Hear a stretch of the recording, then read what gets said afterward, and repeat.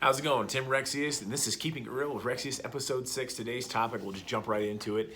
Hiring and firing strategies for small businesses. Now, I'm newly adopted the policy of hire quick, fire quick, but it really isn't that easy. There are steps to get to that place, and I think that's a lot of questions I have. Some of my friends who are business owners who are messaging in and talking to me and calling me and are curious how I do it. As a lot of it becomes a very big issue, especially in today's business climate. Hire quick, fire quick is a necessity, unfortunately. Now, let me first and foremost pop this out. This is something I'm horrible at. So I'm learning. You're going to learn with me as I'm learning through the process too. Hiring quick has always been easy for me. I've always hired quick. It's a problem. In the fact that I get very excited about the potential of people. I'm very excited. I'm very positive and optimistic about the possibilities that certain people possess for themselves and for the company as a whole. And being that I'm mostly in retail, I'm also membership type businesses, both really do apply, especially small community businesses.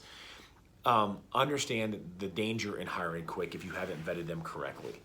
I have a saying in my company, it's 90 days to success and 90 days to failure. I've seen some managers come into this business and within 90 days go up 50%. So actually I have one guy who almost did 100%, who's now my business partner at the gym, Nick Langer, did it at one of my locations years ago. Within 90 days, did almost 100% increase in business, so doubled it, literally at one of my locations. And it's amazing when somebody with the right attitude and the right format can do for success.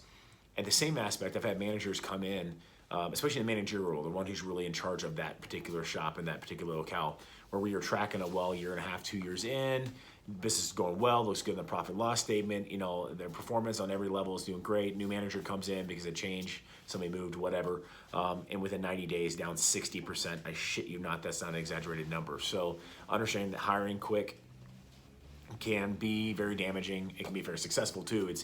But it is very damaging, and that damage is not easily overturned because usually that damage is got somebody who's not able to create relationships or has destroyed relationships. Doesn't mean they're a bad person, just means that maybe this job is not in their wheelhouse.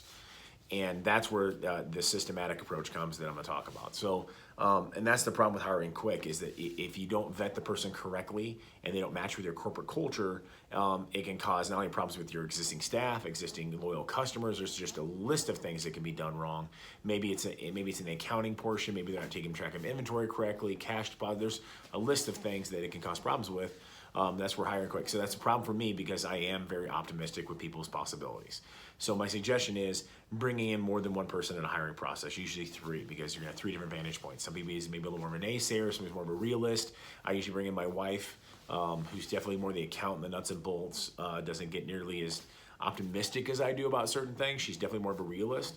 And Cody Guffey, who just has a different vantage point because he's been a manager of mine. I was in charge of managers, so he's been in the process. He's been in the beginning stages. He knows what it takes, and that's also another vantage point, which is nice. So that's something else I'm doing about hiring quick. I still need to hire quick. I just need to have multiple people involved instead of just myself. I know at the end of the day, the buck ends with me, but I literally think 2 heads, 3 heads is better than 1. And as long as you're not egotistical, and that's something else, drop your ego at the door, think of other people, other people have different vantage points than you do, see what kind of vantage point they can bring to the table. Now, firing quick is very hard for multiple reasons. One, because as much as a brand image as I'm becoming, and I'm becoming one of the bigger ones in nutrition, that is true, but I'm certainly not huge by any means. And so that person's friend group and their social, if they don't take the firing well, could go out and put you on blast, and they're gonna believe their friend group over you.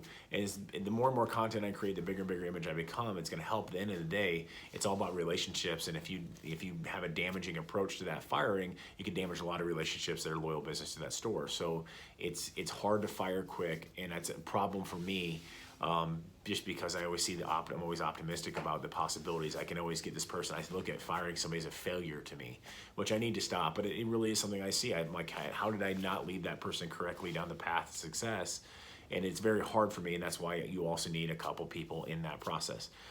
Something new that I've incorporated that I expect a lot of people to do is accountability standards. Something I've done a poor job of in the past that I've done a much better job of recently is because the business climate has changed so dramatically that the business has changed from somebody who's just good at nuts and bolts and operations into somebody who's able to build relationships.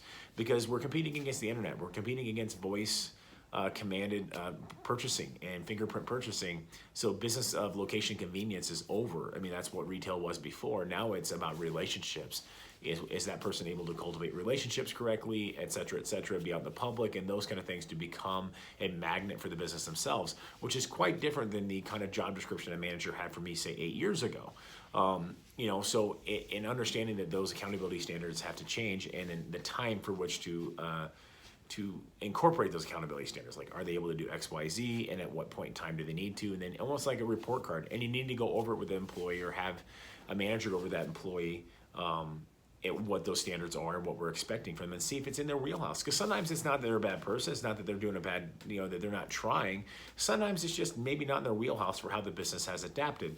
Nothing right, wrong, or different. Now, I've screwed on this so badly. I've been employees where I've been afraid to fire because of their social media standing in the athletic community, et cetera, finding out later how much damage it was causing to my other staff members, how the person didn't play well or didn't show up on time or late constantly, alienated customers they didn't like, and how much damage that actually caused me, and my inability to pull the trigger because of fear of what kind of backlash I could get in the public.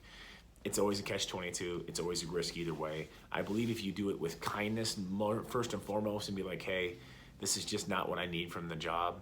I appreciate what you've done, but this just isn't where the job is going right now. And you do it with kindness, and you're not a jerk. And a lot of people in the boss position end up trying to be a jerk. And I think that's where the damage comes from. I'm usually now, do I have a couple employees former employees who don't like me? Yeah, and I'm fine with that. Probably I would say 3. I can think on top of my head of the 300 or 400 people who've worked for me the last 10 years. And I think that's not a bad average. So accountability standards, timing, and at least you're open and honest about it, you're kind, and also as the boss, get out and do the job. I still get in the stores and work when I need to, and the simple fact is my employees know I'm not asking them to do something that I'm not willing to do and am doing myself. I think that's a huge portion of it. When you're able to go out and do it and you work, I think there's a different level of respect when it comes to these accountability standards. So anyways, that's just my 2 cents. That's where we're at with it. Hopefully you guys can take something from it and can help you out too. Thanks, guys.